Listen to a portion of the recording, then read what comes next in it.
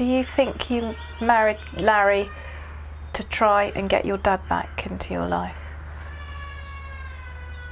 You're right, you know, I have looked to Larry in a way as a father figure, I know that. I've definitely fallen for him.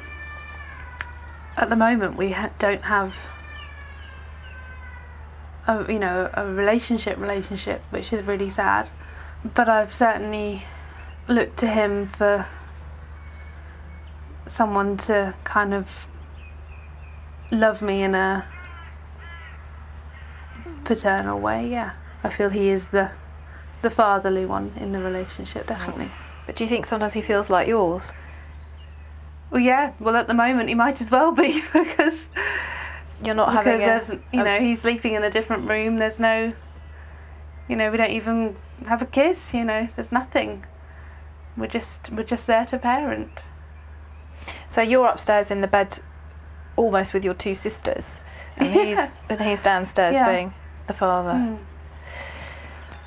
Moving that into the issues relation to your two girls, how far do you think that when there is a family where the boundaries between the relationships become blurred or become skewed, where people start to represent other people or symbolise other people, how far do you think that'll would have an impact on parenting, have an impact on children?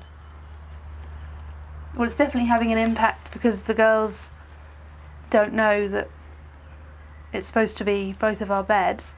They say downstairs is Daddy's room, upstairs is Mummy's bed. Which is also theirs when they want to be in it. Yeah, but they do say it's my bed, they don't say it's their bed. You've shifted from being Larry's partner and lover and wife into being his friend and the mother of his children.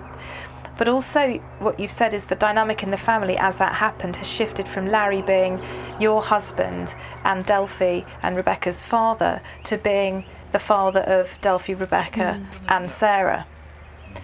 So now we have a situation where you're kind of going to bed with Sounds a bit messed up, doesn't it? Well, these things happen, but for me there's always something quite symbolic about why children can be in a parental bed, particularly when they push one parent out.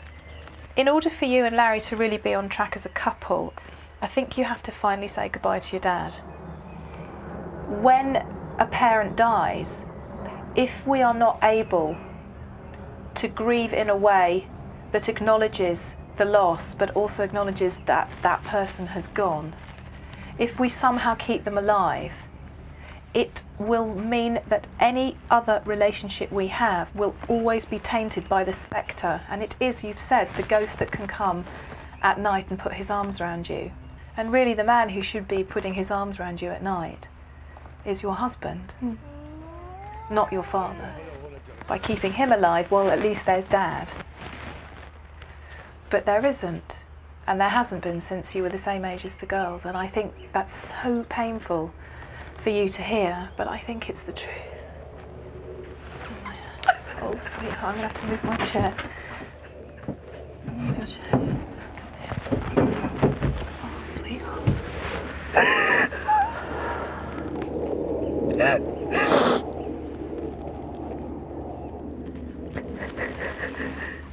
I think you've been grieving for a very, very, very long time, haven't you? And I think you've been grieving in the hope that somehow it would one day bring him back. But I think your girls and your husband and your family would benefit greatly if you were able to say goodbye to your father.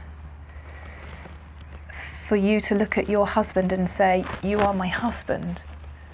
And your girls, I think, will then sleep in their beds, stop ripping each other's hair out, stop biting chunks out of each other's arms, stop banging their heads against doors, because the whole emotional temperature in the house, in the family, feels real.